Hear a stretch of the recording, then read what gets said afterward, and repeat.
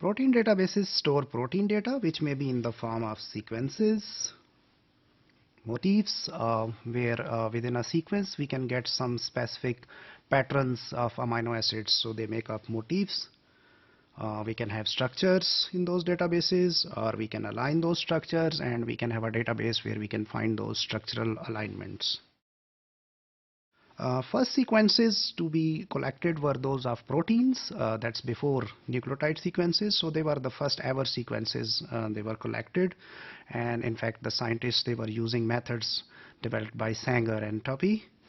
That was back established in 1951.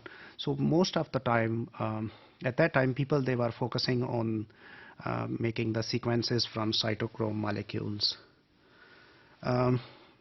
Those cytochrome sequences, they were put together into form of an atlas under the leadership of Margaret Dayhoff at National Biomedical Research Foundation, NBRF, somewhere in 1960s. These collections, they were later on became, and they were deposited into PIR, Protein Information Resource, which is now working as a collaboration between NBRF, Munich Center for Protein Sequences, MIPS, and Japan International Protein Information Database, GPID. SwissProt is a collaboration between Swiss Institute of Bioinformatics and European Bioinformatics Institute. It weekly releases from 50 servers across the world, and mainly it is controlled by XSPCE, which is a main server in Geneva. Here is the page for XSPCE, and you can find different structural alignments. You can find different proteomics data. We can also have genomic data in it. Same way, international partnership between PEER, EBI, and SIB, they created UniProt. So in UniProt, they put the protein structure database of PIR called PIR PST, and then SwissProt and Tremble. So Tremble is where we put those translated sequences from the DNA. So DNA is translated into the proteins. So actually the protein sequences are actually coming from different reading frames of those DNAs. Using all 6 reading frames, we'll talk about those reading frames in some later lectures. Here is the page of UniProt. As you can see, we have 3 main sections. We can have protein ontologies. It's labeled as PRO.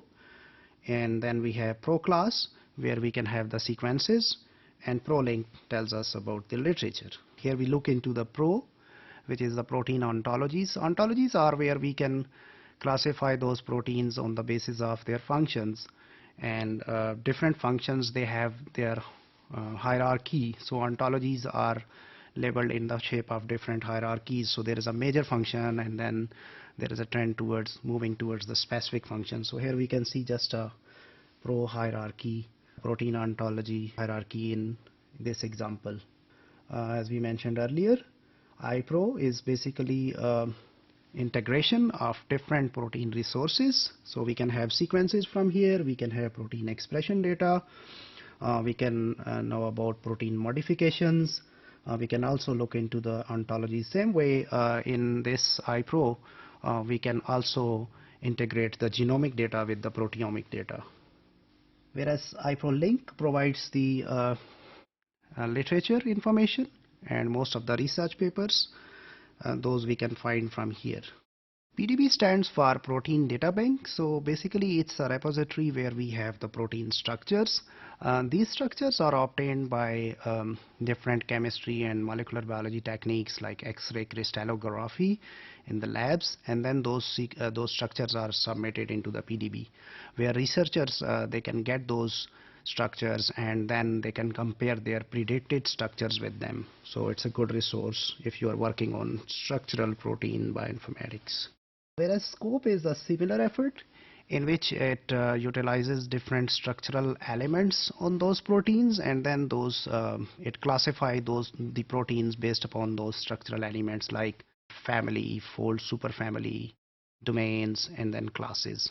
So class is the biggest in this SCOPE hierarchy. There are different major group of classes. We can see here, for example, we have the class in which we have all alpha helices. These helices are formed by special arrangement of amino acids. So basically when the protein sequence is just a linear sequence of amino acids. When it turns around itself, it forms those secondary structures. So those structures are then recognized as alpha and beta. We are not going into the details. You might look into some molecular biology course for that, or you can Google for what those alpha and beta are. But the main idea to present here is that scope actually classify the proteins on the basis of those structures. So for example, alpha, in that class we have all proteins that contains alpha helices in them. We can also have beta, same way we can have alpha / beta, where we have alpha helices and then comes beta, then comes alpha. So they kind of they are present one after another. Whereas in alpha plus beta, we can have separate regions where we can have alpha helices stacked together, and then we have beta helices stacked together.